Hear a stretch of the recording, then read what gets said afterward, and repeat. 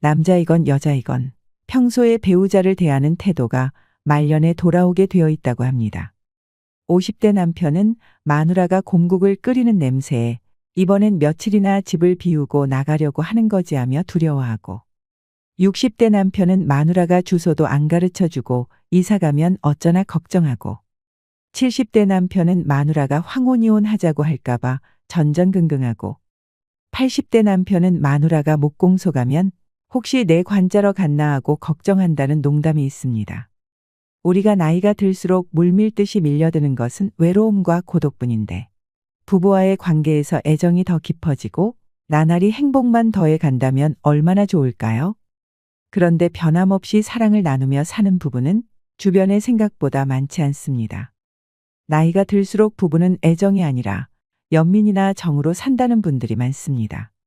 40대 부부는 헤어질 수 없어서 서로가 마지못해 살고, 50대 부부는 흰머리 잔주름이 늘어나니 서로가 가여워서 살고, 60대 부부는 등 긁어줄 사람이 없어서 서로가 필요해서 살며, 70대 부부는 살아준 세월이 고마워서 서로가 고마워 산다고 합니다.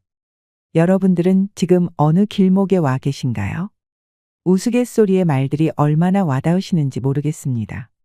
주변의 어르신들 얘기를 들어보면 애정보다는 측은지심과 정으로 살아간다는 말을 많이 하십니다. 그런데 과연 우리가 했던 그동안의 사랑은 어떤 걸까 생각해 보신 적 있나요? 측은지심과 정도 사랑이라고 할 수 있을까요? 나이가 지긋이 들어도 세월이 흐를수록 서로 아껴주고 사랑하는 부부를 보면 부러운 마음이 들기도 합니다. 이들은 어떻게 평생을 사랑하며 살아갈 수 있는 걸까요? 한 사람의 노력만으로 되는 것은 아닐 테지요. 나이 들어 외롭고 아플 때 결국 내가 기댈 수 있는 단 한 사람이 나의 배우자라면 오늘 영상 끝까지 봐주시길 바랍니다. 은퇴부부의 100세 인생, 남편이 귀찮다는 여성분들이 많습니다. 연구에 따르면 60대, 70대 은퇴자들은 수면 시간을 제외하고 하루 평균 4시간 10분을 배우자와 함께 보낸다고 하는데요. 그런데 은퇴 여성의 절반가량은 남편과 함께하는 4시간 10분도 줄이고 싶다, 혼자 있고 싶다라고 말을 한다고 합니다. 100세 인생을 함께 살아가야 하는 관계에서 왜 아내에게 남편들은 천덕꾸러기가 되는 걸까요? 이런 이야기를 하면 남성분들은 3가지 반응을 보이십니다. 첫 번째로 내 아내가 그렇게 생각하는지 몰랐다는 분이 있고, 두 번째로 네 그럴 줄 알았다 하며 수긍하는 분, 세 번째로는 적어도 내 아내는 아닐 것이다라고 이렇게 부정하며 안심하는 분으로 나눠집니다. 우리 구독자 여러분들은 어디에 해당하시나요? 한 가지 분명한 것은 이제는 나이든 아내들이 반란하는 시대라는 것입니다. 반면에 아이러니하게도 남성은 현재에 만족한다는 사람이 과반수 이상이었습니다. 왜 그럴까요? 이런 연구 결과가 나오는 것은 일단은 서로의 부부 만족도가 현저히 떨어진다는 것입니다. 은퇴를 하면 남편은 이제 어디 갈 데도 없어지고 해서 점점 집에만 있게 되는데요. 삼식이라는 말이 그래서 나온 것도 있습니다. 실제로 하루의 밥을 삼시세끼 꼬박 챙겨달라고 하시는 분들이 많다고 하더라고요. 그런데 요청만 하고 함께하는 것은 하나도 없다고 합니다. 오히려 뭐 조금 해주면서 생색내는 경우가 많으니 차라리 아무것도 하지 마라 한다고 하네요. 그러고 은퇴 후에 남편은 하루 종일 유튜브나 TV만 본다고 합니다. 평소에 대화도 없어서 부부가 아니라 그냥 밥 차려주는 사람 같다는 분도 많습니다. 그래서 실질적으로 여성들이 꿈꾸었던 함께하는 노후와는 거리가 멀었던 것이죠. 사실 남성들이 생각하는 노후의 꿈도 그건 아니었겠지만 여성들은 적어도 남편이 은퇴하고 나면 함께 나들이도 가고 취미 생활도 함께 할 거라고 기대했다고 말합니다. 하지만 실제 현실은 그게 아니었던 거죠. 물론 그동안 밖에서 남편들이 엄청나게 힘들고 고난의 세월을 보냈을 것입니다. 스트레스도 많이 받으며 살았는데 정작 아이들은 엄마만 평생 고생한 줄 안다고 섭섭해하시는 분들도 많습니다. 아빠가 밖에서 고통스러웠던 것은 아이들이 자라서 성인이 돼서 직접 겪어봐야 알 것입니다. 그래서 저는 항상 여행을 떠나세요. 그리고 함께 운동을 하거나 취미 생활을 공유하세요라고 말합니다. 하루 종일 집에서 밥만 먹지 말고 외식도 하고 직접 요리해서 드셔보시기도 하라고 말이죠. 그러면 알겠다고 말은 하시면서도 피곤하고 귀찮다는 핑계로 변화를 주시는 분이 잘 없습니다. 변화하는 것에도 용기가 필요한 일입니다. 하지만 마음먹으면 못할 것도 없지요. 평생 제대로 여가 시간을 보내본 적이 없으니 뭐부터 어떻게 해야 할지 모르겠다고 토로하시는 분들도 많고 어색해서 못하겠다고 두 손 두 발 다 대시는 분들도 있습니다. 그래서 일밖에 모르고 살던 남편들이 은퇴하고 나면 별로 만날 사람도 없고 할 일도 없으니까 집에 있으면서도 결국 찾아볼 수 있는 것은 셋입니다. 하나는 TV이고 또 하나는 아내, 그 다음이 아내가 키우는 강아지라고 합니다. 마냥 웃을 수만은 없는 현실입니다. 실질적으로 남성들의 무력감도 커지지만 아내들 입장에서는 내 옆에 있는 남편이 회사 상사 같다고 합니다. 남편 입장에서는 긴 세월 동안 열심히 일을 해왔고 이제는 내가 쉬어야 되겠다는 생각이 강한데 와이프는 나를 딱히 반겨주는 것 같지도 않고 돈을 안 벌어다 준다고 이렇게 대하나 싶어서 섭섭한 마음만 자꾸 커진다고 합니다. 반면에 아내분은 나도 이제 좀 쉬고 싶은데 이제 와서 나보고 더 많은 일을 하라고 요청하는 것 같은 그런 감정을 느끼는 것입니다. 서로의 입장 차이만 내세우면서 이 갈등이 지속되면 황혼이혼까지도 하게 되는 것입니다.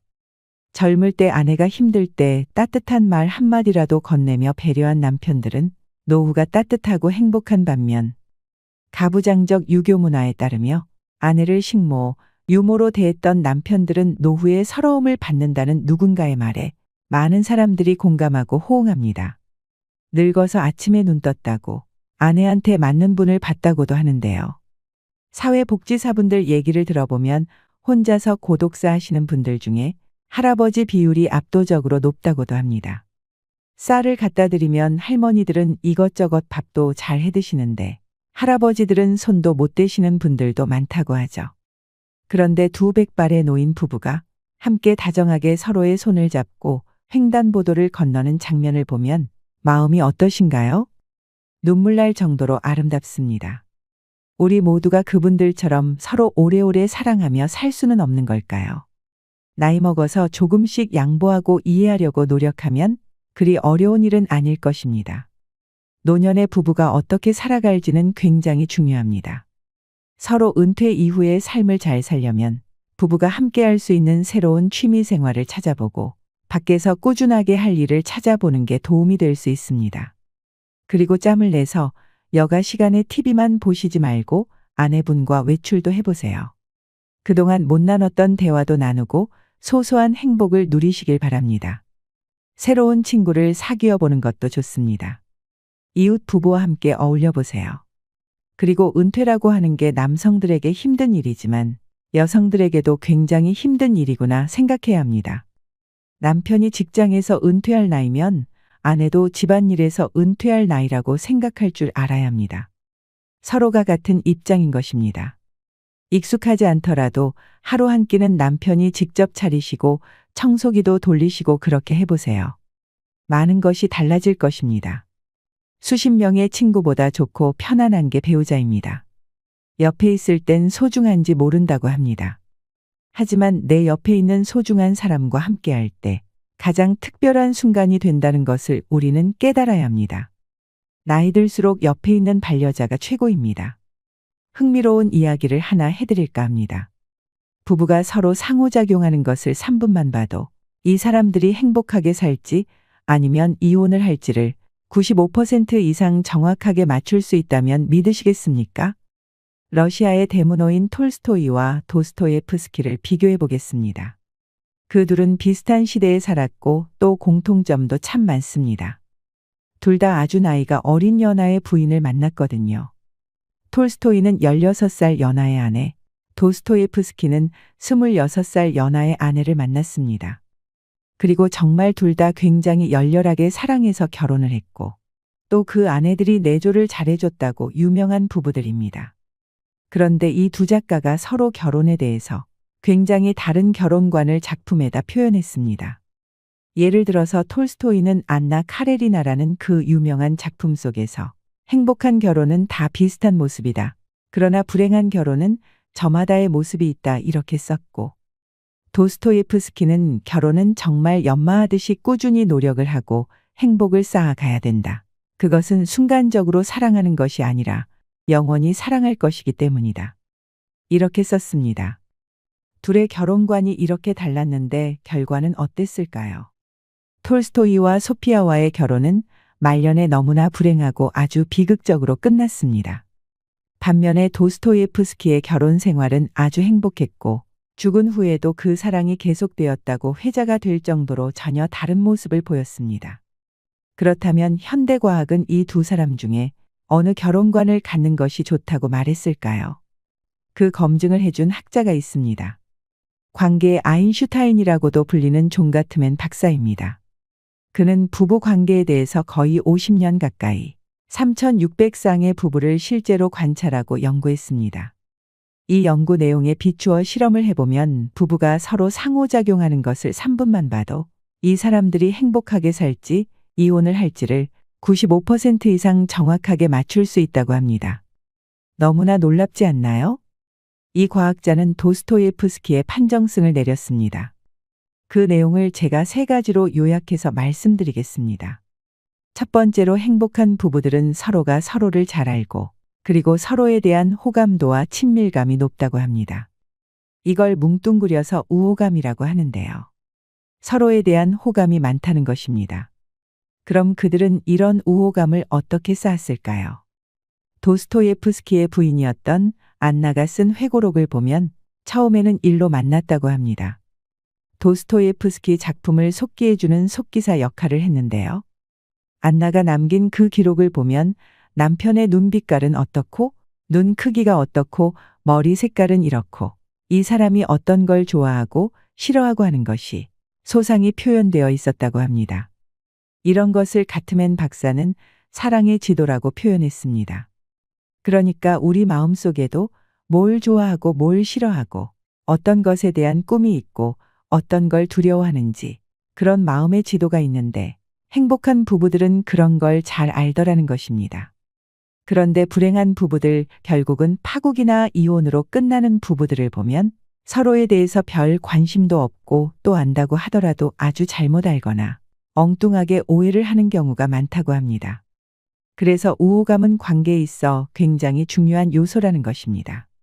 우호감을 형성하는 데 필수적인 요소가 대화 방식인데요. 행복한 부부들은 서로 다가가는 대화를 한다고 합니다. 조율이 잘 되는 그런 대화를 합니다. 그런데 불행한 부부들은 다가가는 대화가 아니라 원수와의 대화 혹은 멀어지는 대화를 한다고 합니다. 즉, 상대의 대화와는 상관없는 말을 하거나 아니면 상대의 말에 즉각 반박하거나 비웃는다는 것입니다. 그래서 대화법을 보더라도 이 사람들의 관계가 미래에 어떻게 될지를 우리가 알 수가 있습니다. 그게 우호감 혹은 친밀감의 본질입니다. 그래서 우리는 대화 방식의 중요성을 깨달아야 합니다. 두 번째로 행복한 부부들은 갈등을 다루는 방식이 다릅니다. 살다 보면 서로가 성격도 다르고 가치관도 다르고 또 자라온 환경도 다르고 여러 가지가 다를 수밖에 없는데 그런 차이가 있을 때 갈등이 발생하기 쉽습니다. 행복한 부부들은 그 갈등이 벌어졌을 때 조심스럽고 예의 바르게 대한다고 합니다. 행복한 부부들이 부드럽게 얘기를 하는데 비해서 불행한 부부들은 관계에 폭탄 장치를 단 것처럼 전쟁에 나간 장수처럼 함부로 막 싸운다고 합니다. 특히 그 대화를 하는 방식에 있어서 4가지 방식을 쓰게 되면 이 결혼은 파국으로 이혼으로 끝난다고 합니다. 첫째는 비난입니다. 당신은 도대체 어떻게 된 사람이 왜 맨날 이러는 거야? 라고 하는 비난입니다. 둘째는 방어입니다. 왜 나만 보고 그래? 너도 그렇잖아. 이렇게 자기를 방어 혹은 변명을 하는 것입니다. 셋째는 경멸입니다. 네 주제 파악이나 해라. 이런 식으로 상대를 얕잡아 보거나 비웃거나 조롱하고 하인 취급하거나 어린애 취급하는 것입니다. 그리고 4번째로 담쌓기입니다. 4가지 중에 제일 안 좋다고 보는 것이라고 하는데요. 아예 대화도 안 하고 서로 없는 사람 취급을 하는 것입니다. 마주보지도 않거나 전화를 안 받는다든지 아니면 전화하는 도중에 전화를 끊는다든지 하는 것들이 담쌓기입니다.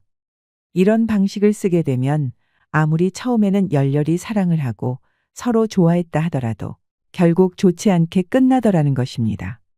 그것도 끝날 때까지 엄청나게 고통스러움을 겪는다고 합니다. 그렇게 파국으로 끝납니다. 그래서 갈등을 관리하는 방식이 참 중요합니다. 세 번째 차이는 행복한 부부들은 서로의 꿈을 알고 그 꿈을 서로 굉장히 지지해 준다고 합니다. 그런데 불행한 부부들은 서로의 꿈을 모르거나 아니면 그것을 막거나 혹은 반대를 한다고 합니다. 예를 들어서 도스토예프스키의 배우자 안나는 그 당시에 남편이 빚도 많았고 건강도 정말 나빴습니다. 그렇게 여러 가지 악조건에 놓여 있었음에도 불구하고 자기 남편의 작품을 세상에 알리기 위해서 남편이 죽은 후에도 엄청나게 애를 썼다고 합니다. 함께 살면서도 같은 꿈을 공유하고 그 꿈을 향해서 서로를 응원하며 도와줬지요. 그런데 말년의 톨스토이의 경우에는 점점 더 종교에 귀의하면서 자기 재산도 다 노예들한테 주고 싶어하고 시골 생활을 원했다고 합니다. 이것 자체가 잘못된 것은 아닙니다. 그러나 그 아내였던 소피아와의 사이에서 키워야 할 아이들이 13명이었다고 합니다. 얘네들을 다 먹여 살려야 되는데 톨스토이가 그러니 갈등이 참 많았겠지요. 그래서 서로의 뜻을 반대하고 갈등을 심하게 겪다가 결국 톨스토이는 아내와 싸우고 집을 떠나서 돌아다니다가 허망한 죽음을 맞이하게 된 것입니다. 그러니까 말년이 행복하지 못했습니다. 그래서 행복한 부부들은 서로의 꿈을 서로 공유하고 또 존중하고 지지해 준다는 점이 굉장히 중요하다고 할 수 있겠습니다. 그렇다면 앞으로 노후에 우리가 어떻게 행복하게 살 수 있을까 하는 세 가지의 구체적인 실천 사항을 말씀드리겠습니다. 첫째로는 어쩌다 한번 크게 이벤트를 해서 호감을 사고 존중하는 것보다 매일 조금씩 자주 표현하면서 살아보세요. 사랑이나 관심, 호감 같은 것을 표현해 보는 것입니다. 아침에 일어나면 먼저 일어난 사람이 아직 자는 사람한테 손이나 발을 20초만 주물러 줘 보세요. 20분도 아니고 20초입니다. 굿모닝 잘 잤어요. 이 정도의 표현으로도 충분합니다. 그리고 누군가 약속이 있거나 일이 있어서 나갈 때 포옹을 해주세요. 앉자마자 바로 벗어나지 마시고 서로의 심장과 체온을 느껴보세요. 그리고 일이 끝나고 돌아왔을 때도 한번 안아주시는 겁니다.